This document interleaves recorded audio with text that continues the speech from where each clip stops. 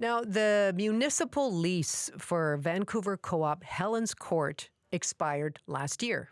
The building has a deadline of June 1st to sign a new lease, but residents say that they have run into a problem. The process of signing a lease is going to trigger more than $1 million that the building owes the province in a property transfer tax. And the co-op says this tax should not apply to the nonprofit. So here to tell us more about that, we have two guests, David Diamond and Carla Pellegrini. They are both members of the Lease and Finance Committee for Helen's Court Housing Cooperative. A very good afternoon to you both. Thank you for being here. Hi, Gloria. Thanks for the interest. Thanks for having us. Now, David, what can you tell us about this building? And I understand you have been part of this co-op from the very beginning, more than 40 years ago. Yeah, it's a long time. We're 44 units, housing just under 100 people, including children. Some of us have been there for a very long time. For many of us, it's made doing artistic work, human rights work. We got a lot of activists, possible because we live in a housing co-op. So there's a lot of service to community in the co-op. We were surprised about a year, maybe even 2 years ago, to learn, as we were negotiating with the city, that there would be this tax.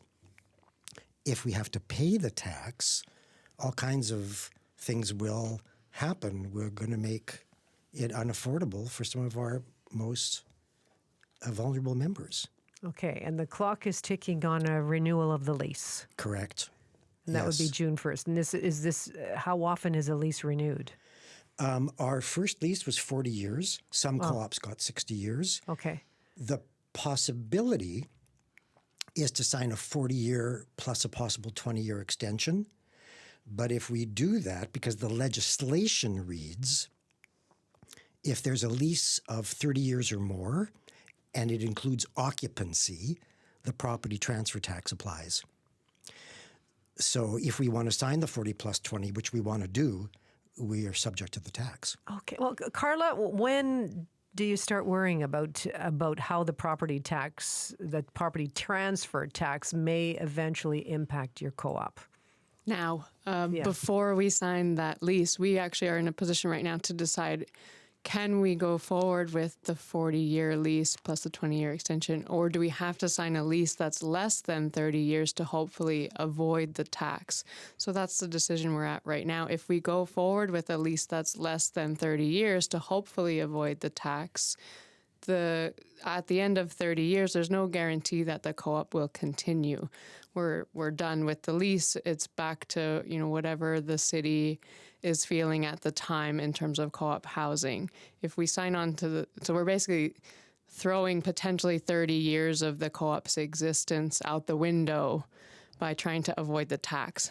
Well, I'm still not quite clear on if there's no change in ownership here, why does the co-op have to pay the tax? That's the question we've been asking for a few years, and both the Premier and the Minister of Finance were also confused as to why nonprofit affordable co-ops would be part of the property transfer tax. It didn't make sense to them either. It seems like it was a glitch in that legislation that got missed.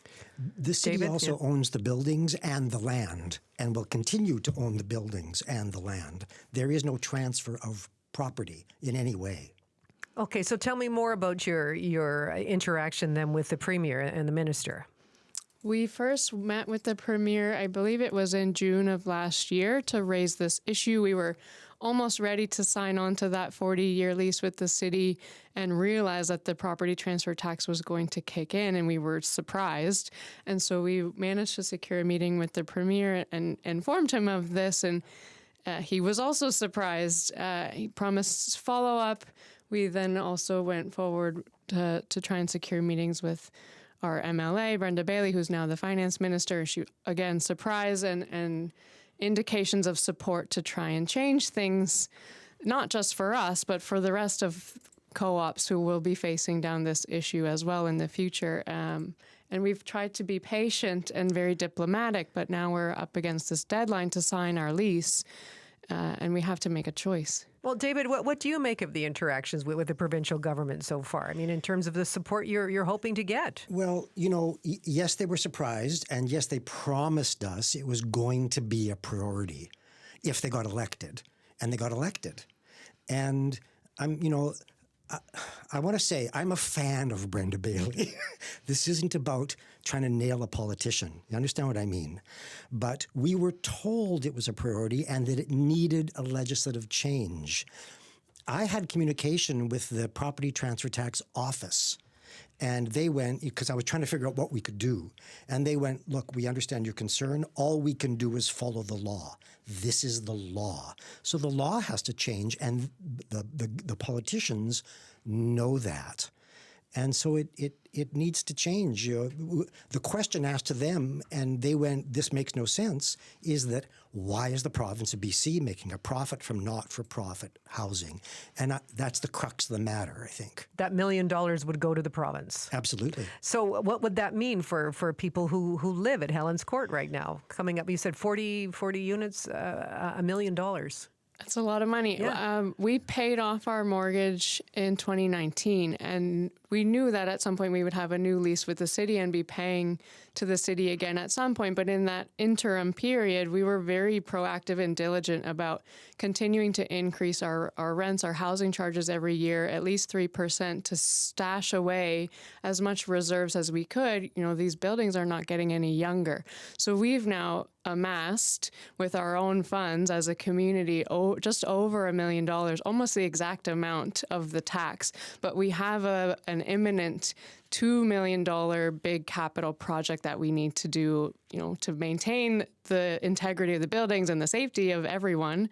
And so now it's like, well, do we have to pay the tax, or can we proceed with proactive, responsible maintenance of these city-owned assets? Wow. And June 1st is a deadline. Yes, and if we do both, we need to increase occupancy charges in the co-op to such a degree to pay for that massive loan that people who are really financially vulnerable in our community won't be able to live there anymore. I see. We did reach out to both Premier David Eby and to Finance Minister Brenda Bailey. I just want to read you part of the statement we got from the Finance Minister.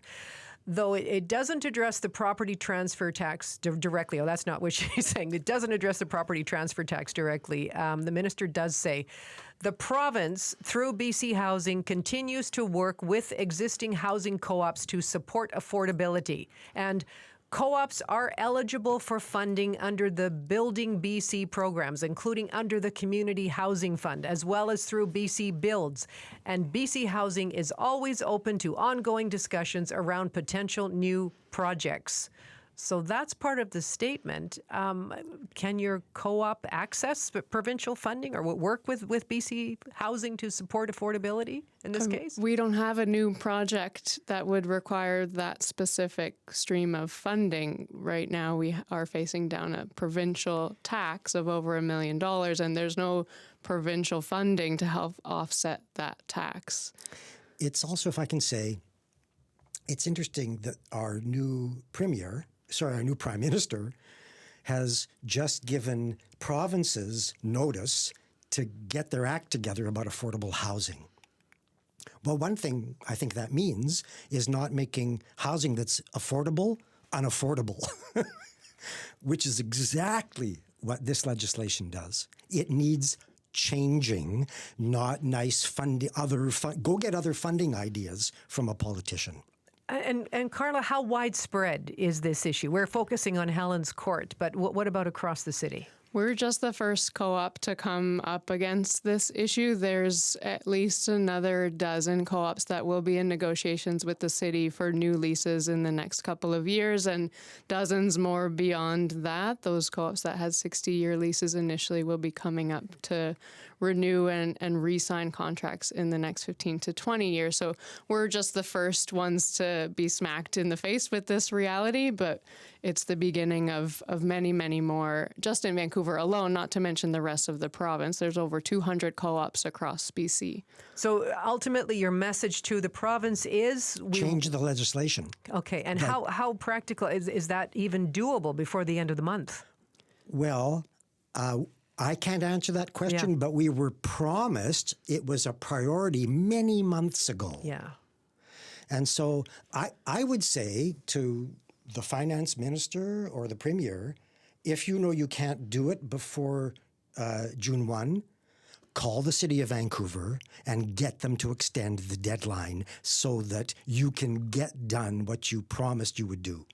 Okay, if they don't, David, if the province does not exempt your co-op from this tax, what will happen? We're faced with having to sign, as Carla said, a less than 30-year lease.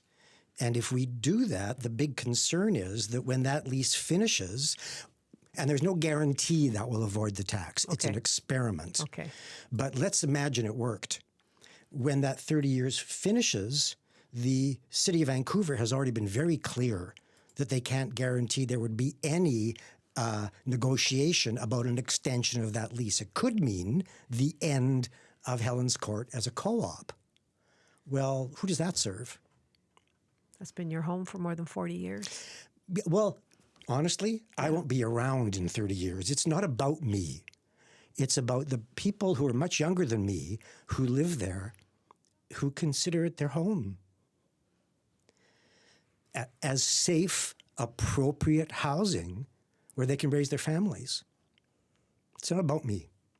Carla? You've got something stuck in your throat, don't you? Yeah. I've only been in the co-op a lump. for 5 years, and my children have 4 legs, but we're all a big family. It's a community. We look out for each other, and I know that the hundreds of other co-ops in the province are in the same boat. We look out for each other. These co-ops enable folks to exist in cities that otherwise are pushing people away. We're in a housing crisis. We need to be preserving the affordable housing that we have in addition to building more affordable housing. Listen, this is an important conversation, and I know the clock is ticking on your situation. We will continue to follow it. Thank you both very much for coming in. Thanks for having us, Gloria.